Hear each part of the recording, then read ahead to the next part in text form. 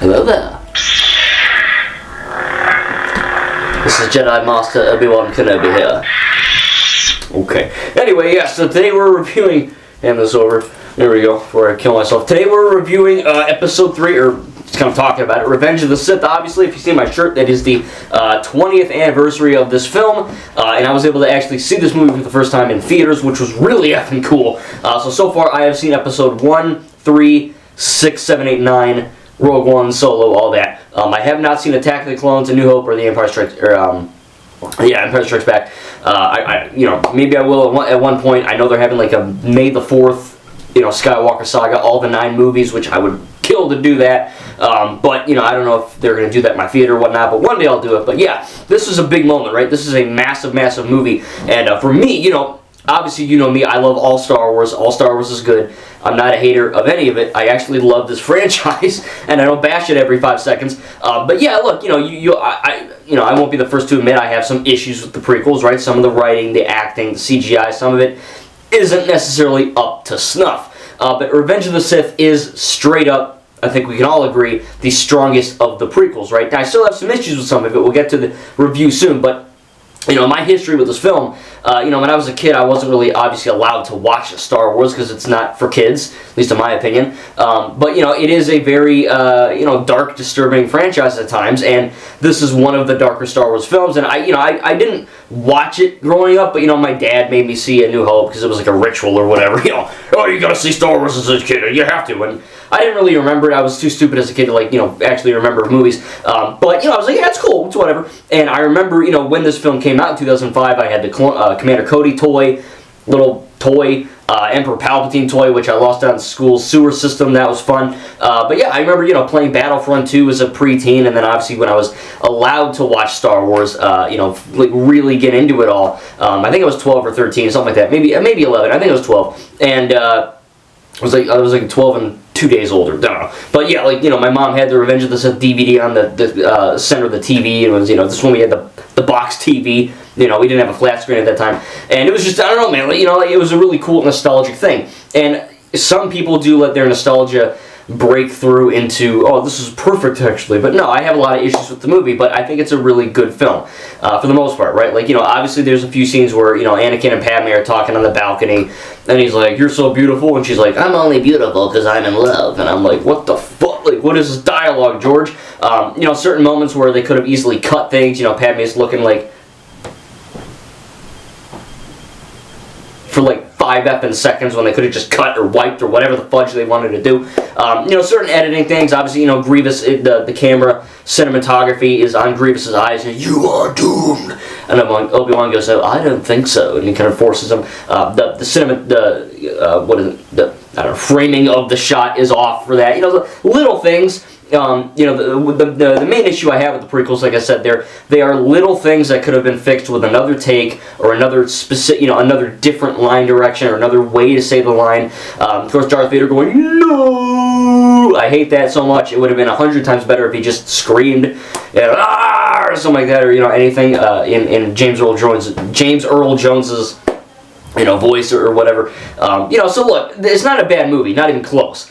It's one of the better Star Wars films for sure, but like I said, it's not without its issues, and that's not to say I'm critiquing it, but I'm kind of giving a mini review, right? So a lot of the negatives I have from the last time I actually made a straight review of this film, when I probably did all 9, all that still stands. My same issues stand. I don't seeing it in the theaters made me realize, no, I still have issues with it, right? Anakin and Obi-Wan fighting on Mustafar is epic. It's badass, it's insane, but it does, the prequel trilogy does perfectly show the Jedi at their height, quote-unquote height. Obviously the real height was the High Republic era, but in this, before the straight up fall, right, we get to see the crazy choreography, and they're zipping all around and they're doing the crazy flips and shit, and the originals and sequels are more restrained in that order, where the originals and the sequels are more showcasing the weight and the power and the strength required to wield the lightsaber, because again, in the originals and sequels, there really wasn't a Jedi temple for people to train at for years and years and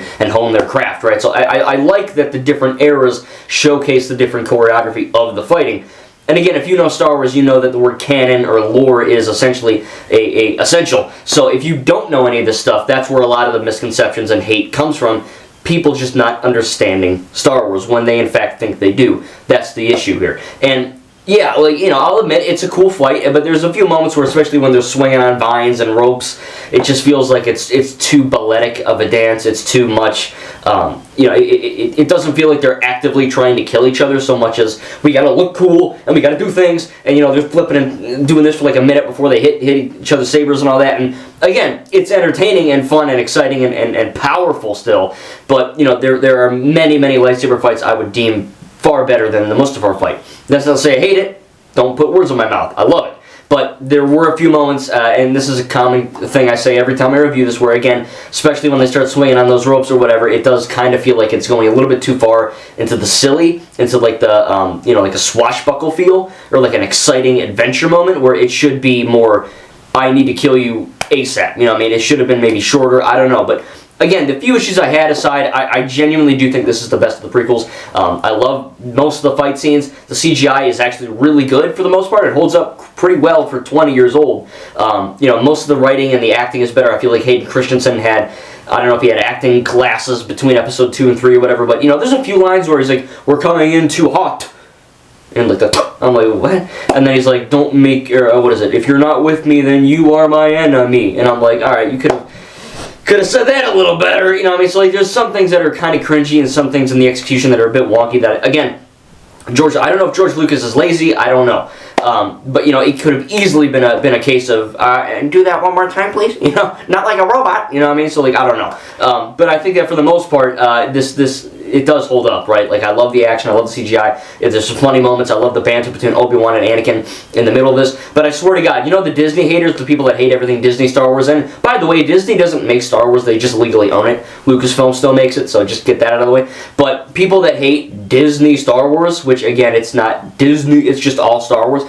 People that hate, I'll humor us, right? Disney Wars or whatever. I feel like if this movie was released now, people would shit all over it. Because they would be like, oh my god, why is Anakin and Obi-Wan? There's too many jokes. There's too much banter. Disney jokes. Oh, why do the battle droids, why do the super battle droids sound different than in the other show? Canon error? And they just freak out, you know what I mean? So, obviously, you know, there is a standard, you know, not a standard, but a stigma related to Disney bad, Lucas good, when really, you know, people that complain about, like, Rey being able to swim is not a canon error, right? That's not. The battle droids who sound like this in the Clone Wars, and then sound like this in the movie, yeah, obviously, look, this is the next point I want to get into. The Clone Wars show. This movie, and this trilogy, right, episodes 1, 2, 3, they're a fine trilogy, right? They're my least favorite out of the 3 trilogies, but, you know, overall, for the most part, you know, they are fine movies, right? I love some more than others in this trilogy, but every time I rewatch the Skywalker Saga, I'm never like, oh god, episode 2. This is the worst one. Like, yeah, it's my least favorite, but I don't hate any of these movies. I genuinely love these films. So it is interesting that, you know, like, watching episode 1, 2, and 3, myself personally, if we're talking like review status here, I really don't care about Anakin and Padme in this trilogy. I don't care. The writing is, for the most part, pretty bad. The acting, for the most part, pretty bad. And when shit gets real, I'm like, okay, cool. I guess it's sad, but I really don't care that much, right? Thank God, thank the maker for the effing Clone Wars show. Because that animated show, I swear to God, if you have not seen... Well, first of all, watch everything Star Wars, animated live action. It's all worth your time. And that, you know, read the books, play the games, whatever, like me. But I'm weird. But, you know, when you actually watch the animated Clone Wars show and the movie, you really, really, truly do get a sense of, okay, I believe in the clones. And you know, so when Order 66 happens in this film, now I feel a lot more betrayed and sad than when I just watched it without watching the show, being like, oh, I guess they were bad the whole time. I don't know. Oops, that sucks, and then you move on today. But no, like, when you watch the show, you find out all the little reasons with the inhibitor chip, or, you know, all this stuff, where if you're really looking at it, you go, okay, I truly care about the clones now. Same with Anakin and Padme. Because of this amazing show, it bolsters and boosts the prequel trilogy to a status where I'm like, okay, now, upon, you know, if you watch episode 1, 2, Clone Wars movie, Clone Wars show, episode 3, which is going to take a while, but it's highly worth it, you will understand, oh, okay, I believe in this relationship now. You know, Grievous. You know, people bitching online about Phasma being in 2 movies and then dying, which Phasma is an amazing character if you've seen those 2 movies or read her book, read her comics. She's a well-developed character. And Grievous is also a well-developed character. Why? Because of the Clone Wars show and the books and comics and whatnot, right? If you were to just rate Grievous as a character in this trilogy, he's a horrible character. We know nothing about him. He coughs and then he dies, right? Count Dooku, okay, he's an old guy and he's cool and he does flips. Cool! He's a bad character. Thankfully, the Clone Wars show made him a good character. So thank Christ we got this show. Because again, it's not only an amazing show, but it also makes the prequels a hell of a lot more enjoyable and more, more betterer, I guess, if we're going to do bad grammar, more better because it really does kind of, again, uplift this trilogy. So I am very, forever grateful for the Clone Wars show for sure. Thankfully with the originals and sequels, we don't really need stuff to make them better. I will gladly take the original trilogy content, the sequel content that we're getting and hopefully will get, right? We're getting all this new content that they had, the Star Wars Celebration and whatnot. We got the Mandalorian movie, Jedi 3, the game, the Rey Skywalker film, what is it, Starfighter. I mean, there's a lot of Star Wars stuff coming out, and it's a better time than ever to be a Star Wars fan. I'm going to be watching Andor Season 2 soon. I'll get my review, my thoughts on that soon. But yeah, watching this film in theaters, really, really is surreal. This is my first time seeing it in theaters, so it was exciting to see all these amazing, epic moments in the theater. And, the whole theater was packed as well. It was really cool. Thankfully, no one was that loud or, when he goes, hello there, you're like, Sith Lords are our speciality, or whatever, little, the memes, right? People didn't freak out or nothing. The Minecraft movie was still more audible, but what do you do? But no, it was a really fun time. Like I said, I'm grateful I got to see this in theaters. I freaking loved it. It was a really fun time. And again, but I just really want to stress that if you haven't seen the Clone Wars show and you really want to, if you care about Star Wars and you have time, I mean, it's going to take a while, but it's genuinely worth it. Now watching this film, I know why the clones turned. I know that Ahsoka Tano was at Padme's funeral. I know, why Palpatine was sounding like a robot when he, became Palpatine. I know, there's a lot of these little things that you kind of piece together and understand thanks to the Clone Wars show and also the sequel trilogy, right? Palpatine literally lies about Plagueis, his master, which we saw in The Acolyte, which was awesome. We got to see, through that story of Palpatine kind of, grooming, I know that's a word everyone uses now, but, grooming Anakin in a way to be like, hey,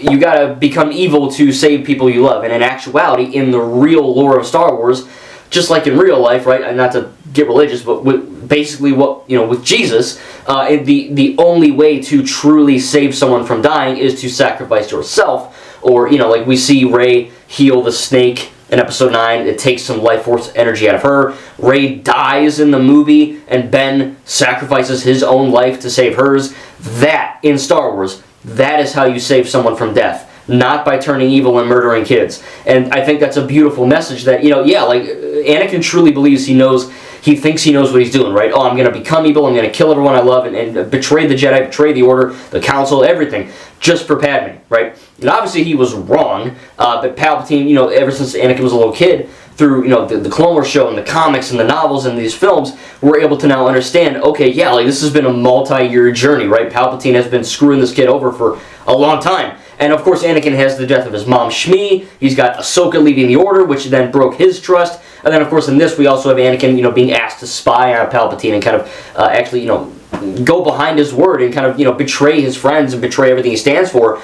And yeah, that's going to shake your belief. And then, of course, Palpatine kind of telling you, hey, if you want to save Padme, you gotta become part of the dark side, and I'll kind of teach you this stuff. And I love that because immediately after he fucking kills Mace Windu, Palpatine's like, immediately, he's like, now, by the way, there's only been, one other guy that can do this, but we'll figure it out, trust me. He says it differently, but I think that's interesting that, Palpatine, now that he's able to kind of, shed his skin, so to speak, and really be evil, he doesn't have to hide behind this light side good guy anymore persona. He can just straight up tell Anakin what's up. I think that's a really good, so there's some really great moments. I love the scene where Padme is looking at Anakin in the not looking at him, but looking at the Jedi Temple. It's kind of about to blow up soon, and then you have Anakin kind of using the Force to sense how Padme's feeling, and they're both kind of looking out. It's silent, no dialogue, really good stuff. But then you also have scenes where she's like, Anakin, hold me, I'm sad. You're breaking my heart, stop. It's like, alright, there's other ways to show emotion other than people just straight up telling you your emotion, George. You know what I mean? So like I said, there's a lot of bad writing in this trilogy, a lot of acting in this trilogy, but for the most part, I think the story that he was trying to tell with these first 6 films is really great. Obviously, 7, 8, and 9 is a continuation of that. It is not a reboot or anything. It's all one cohesive story. And if you actually know Star Wars, you'll know that. And I think it's really, really cool that, yeah, like throughout these 9 movies, the plot line of Anakin really does kind of show through, with the whole Chosen One aspect and whatnot. And I think it's really, really good writing, overall. Like looking at the Skywalker Saga as a 9 thing, and I know there's 12 movies now, but looking at just 1, 2, 3, 4, 5, 6, 7, 8, 9, it is one awesome story, and I think that's really, really cool that we're able to live in a time where you have that, right? I mean, that's really great. So yeah, I love Star Wars. I loved seeing this in theaters. Again, I have some issues with this trilogy, but I don't hate any of it, and I just want people to know that you can critique things without being overtly negative and saying this sucked and I hate it and oh my god, if you like it, you're a horrible person and you need to kill yourself, right? Star Wars fans, for the most part, are really bad people. They don't just not understand the thing they claim to understand. They're also, like I said, bad people. Not everyone, but a majority of them are good. A small minority are bad people that, Ahmed Best almost killed himself. Jake Lloyd went to jail. Daisy Ridley had to quit social media. Rose Tiku almost killed herself. I mean, they're bad people, right? Every time people see, and then of course you get the racists and the sexists, and it's just a whole freaking mess. But if you're a normal person, and you love Star Wars like me, and you devote yourself, and you like me, take the time, read the books, understand the lore, don't jump to conclusions. If you have a question, maybe ask yourself, why is that happening? Oh, let me read a book, or let me do some research, or let me actually think about it for more than 5 seconds.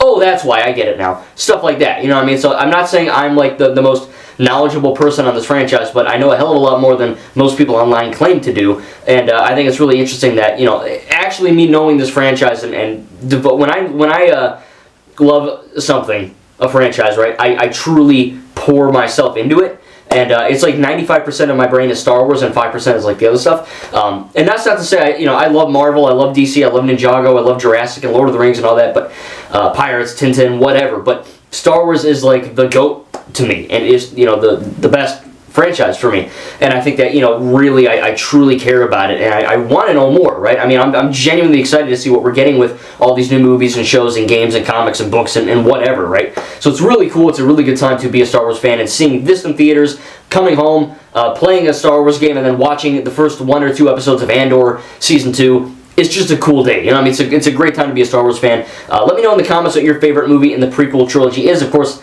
mine is Revenge of the Sith. I don't hate any of them, but probably go episode 3. I don't know.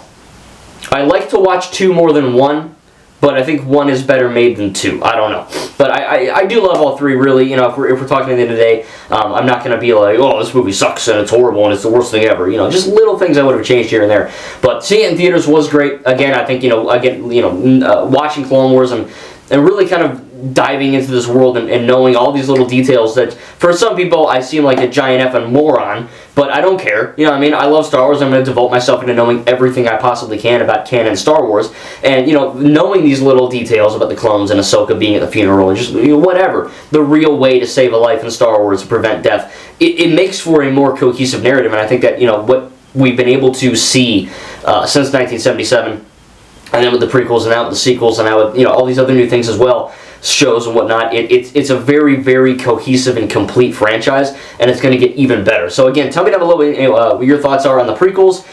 Do you hate them? Do you love them? Again, I love them, but I have some issues with them. Maybe you do too. I don't know. Maybe you think they're perfect. That's fine. You tell me what you think in the comments.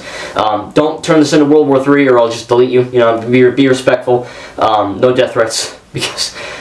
yeah, like I said, a lot of Star Wars fans are just horrible people. But yeah, I'm excited to see where this franchise goes. I love it to death, and I am more supportive than I have been ever for it. I loved pretty much everything Star Wars so far, and I can't wait to see what happens next. But yeah, this was a real surreal moment to see this in theaters, and one day my thing on my bucket list is to see all 9 in theaters. Again, I still got to see episode 2, 4, 5, and then I'll have seen all 9. So who knows what happens there? Maybe I can hack a movie theater or use the Force or something and make them show this. I don't know. But yeah, I'm excited to see where this goes. I love seeing this in theaters. I love this movie, and I think it's a really great addition to the franchise. And yeah, I'm excited to see where we go from here. But yeah, hopeful Star Wars fan, real Star Wars fan here. I'm actually excited to see what happens next. And yeah, I think it's a really good time to be a Star Wars fan. Thank you guys. We'll see you in the next video. May the Force be with you.